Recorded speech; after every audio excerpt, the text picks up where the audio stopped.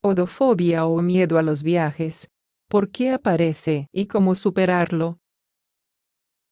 La odofobia o miedo a los viajes perfila un tipo de condición psicológica muy particular. Define a esas personas que sienten angustia por el simple hecho de alejarse de su zona de confort, de su hogar, de aquello que les es conocido y que controlan. No obstante, también se le pueden añadir otras fobias, como el miedo a volar o a coger el coche y sufrir un accidente. Bien es cierto que la gran mayoría de las personas relacionamos los viajes con el ocio y el placer. Ahora bien, hay quien ve el periodo vacacional como una gran fuente de estrés. Son días en que son comunes los desplazamientos, los viajes para visitar a la familia, los momentos para conocer nuevos rincones, nuevas ciudades y países. Este tipo de situaciones pueden generar en muchos una elevada ansiedad, odofobia o miedo a los viajes. Síntomas y causas. Más allá de lo inusual que nos pueda parecer, hay un hecho incuestionable. Las fobias son la realidad psiquiátrica más común. Todos nosotros tenemos miedos, dimensiones singulares que evitamos y que pueden condicionar o no nuestra vida. Ahora bien, las fobias no dejan de ser por sí mismas un tipo de miedo irracional y una forma intensa de ansiedad que no podemos o no sabemos controlar. Hay estrategias y mecanismos de afrontamiento que es posible poner en práctica. Conozcamos, por tanto, en qué consiste este tipo de condición psicológica. Sigmund Freud explicó en una de sus cartas a un colega de profesión que viajar le causaba ansiedad. Desconocemos si lo que sufría el padre del psicoanálisis era una auténtica fobia, porque la odofobia o miedo a los viajes puede ser muy limitante. Una cosa es sentir una leve ansiedad y otra ser incapaz de salir de casa. Este tipo de trastorno psicológico define un miedo irracional y paralizante que se acompaña de una sintomatología intensa. Es decir, quien padece miedo a los viajes no siempre logra siquiera subirse a ese tren, sentarse en el asiento de un avión o llegar al hotel que ha reservado. Este hecho puede condicionar por completo la vida de quien lo sufre.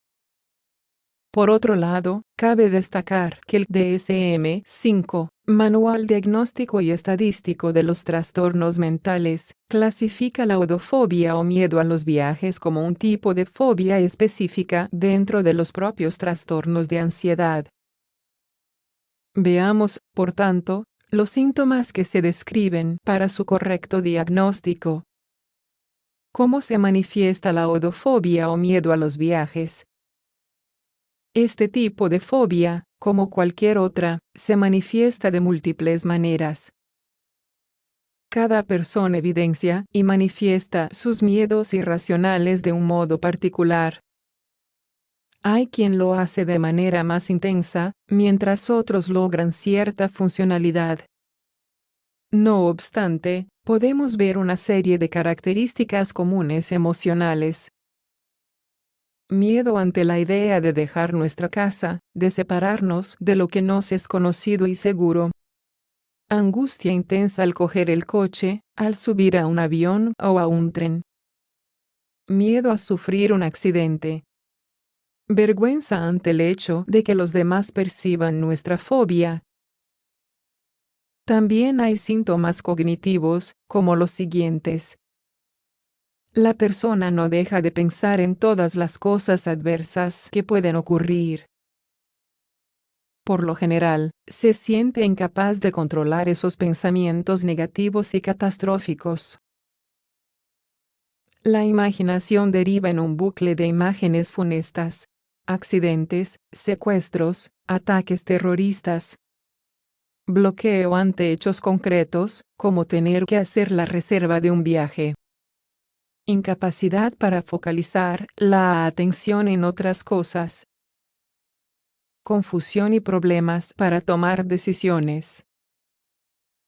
Finalmente, vale mencionar las manifestaciones físicas del trastorno. La odofobia o el miedo a viajar cursa con innumerables signos físicos que van de menor a mayor gravedad. Mareos y taquicardias. Dolor de estómago y desajustes intestinales ante la idea de hacer un viaje. Sudoración con boca seca. Estudios, como los realizados en la Universidad de California, por ejemplo, nos indican que existe una relación directa entre las fobias y los ataques de pánico. Es decir, en el caso de la odofobia, podemos ver situaciones extremas en que la persona llega a sufrir estas reacciones ante la idea de hacer un viaje. ¿Cuál es la causa de la odofobia o miedo a viajar? Algo que debemos tener claro sobre las fobias en general es que no siempre existe un desencadenante claro. Las fobias de origen inespecífico son bastante comunes, y la odofobia es una de ellas. No obstante, trabajos de investigación como los realizados en la Universidad de Marsella por el Dr. René García nos señalan lo siguiente sobre la neurobiología del miedo. El origen puede estar en hechos traumáticos del pasado. En el caso del miedo a viajar, puede que la persona sufriera un accidente en el pasado o que fuera víctima de un ataque terrorista. Asimismo, también puede existir un patrón genético o incluso familiar. Si nuestros padres también sentían miedo a los viajes, a los aviones o barcos, ¿cómo se tratan este tipo de fobias? El mecanismo de afrontamiento más idóneo para todas las fobias es la terapia cognitivo-conductual.